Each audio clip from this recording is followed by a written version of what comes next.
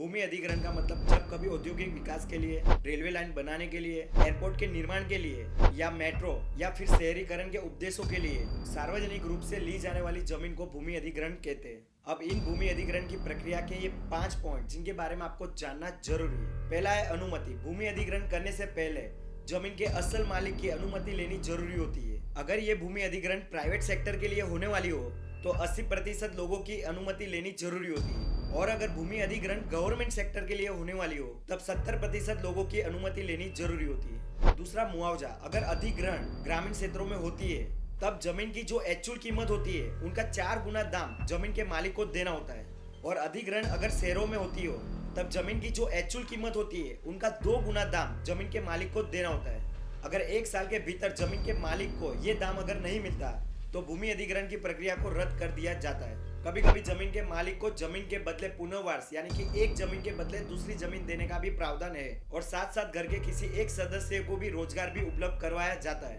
तीसरा, समय सीमा। भूमि अधिग्रहण की प्रक्रिया को पूरा करने के लिए 5 साल की अवधि निर्दिष्ट की गई है। इससे पहले होने वाली अधिग्रहण को सही नहीं माना जाता। चौथा, इस अधिग्रहण की प्रक्रिया से किसी भी व्यक्ति को अगर आपत्ति हो तो 60 दिनों के अंदर व्यक्ति को कलेक्टर ऑफिस में जाकर लिखित में सूचना देनी होती है। लेकिन आपातकालीन परिस्थितियों में जैसे कि देश की सुरक्षा, प्राकृतिक आपदा और लोगों के फायदों के लिए सरकार को ये विशिष्ट प्रावधान दिए गए हैं, जिनमें सरकार संसद की मंजूरी लेकर आवश्यकता के अनुसार भूमि अधिग्रहण कर सकते हैं। और पांचवा, सबसे जरूरी, भूमि अधिग्रहण की प्रक्रिया से पर्यावरण और मानव समुदाय को नुकसान ना पहुंचे वो देखने की सबसे बड़ी जिम्मेदारी सरकार की होती है। मिलते हैं अगले वीडियो में। ऐसे ही कानून की अधिक जानकारी के लिए इस चैनल को फॉलो और लाइक जरूर करें। धन्यवाद।